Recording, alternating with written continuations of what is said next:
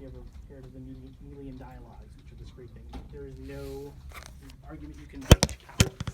Power will always win because it's just that's there's no moral argument to power. That's so I'd always lose those. So decided I would go to college. Journalism just seemed really fun. After I did that, I did an internship at one place, so I was like, oh, let me try my hand at journalism. I was going to college. I wanted to be a developmental political economist, which I have a degree in. A degree in international political economy with a focus on third world and development with specialty in Latin America. So I guess I could do that whenever. But part of it was, when I was going through some stuff, one of the first things I did was track down this grassroots movement in Brazil who was trying to fight against free internet from Facebook. It really turned out it was Google who was funding this grassroots movement to screw Facebook over. And so that really destroyed my ability to think that NGOs are anything but fronts for governments, and people who, got something to gain from this sort of stuff. So it answers that.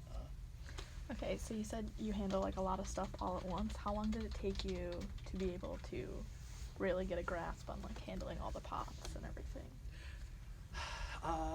So each pot is a different, like, so, if I'm making a pot of jambalaya or if I'm doing, a quick, just grilling some chicken, for the analogy, like some things will just take longer, so it's figuring out your schedule is super important, compartmentalizing how you're doing things, and sticking to a system.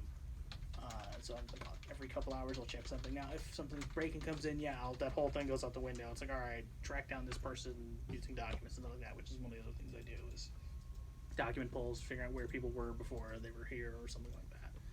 So with that, it's, the stories, I like them to take as long as I can with them, really, but I also want to keep them within the, if this thing, because this, the license plate reader thing, that just came out yesterday, so I want to do that, if not today, then Monday. I want that to be out, so that, so yeah, it really depends on that. It depends on why I want this now. I go, okay. So, I guess, ethics is obviously always important. It's besides maybe like the sex scandal, like which stories are you always like cautious with?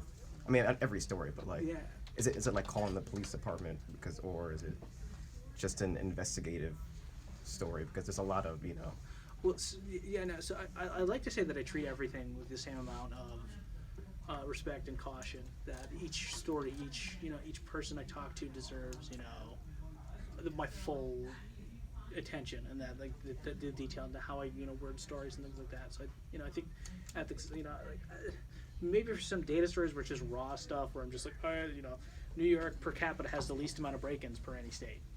Like, who knew? But like, so I'm gonna look at that data. I'm gonna bulletproof the data, but I'm not talking to anyone for that. So I'm maybe not gonna worry so much about the way I word that story. But accuracy is always important for that stuff. And when people who I call and who aren't really, they're not reticent to talk to me, I'm like, listen, I just want to tell an honest story about this, and that's the truth. The truth helps with that. Am I worried about big tech and stuff like that? Yeah, but am I trying to create the fact that it's a dark future? Well, actually, we titled the thing Dark Future, but that's sort of the thing that we're dealing with here. It's like, how do you respectfully deal with stuff? And I think everything deserves that. And I'm not just going to be like, I pay critical attention to words when they matter. And in some cases, like the sexual abuse stories, words matter a lot in that. And the tech stories where you're trying to explain something that's kind of above people's heads, trying to create that gap, words matter there too, because you don't want to misrepresent what the technology can and can't do. So, yeah. Which stories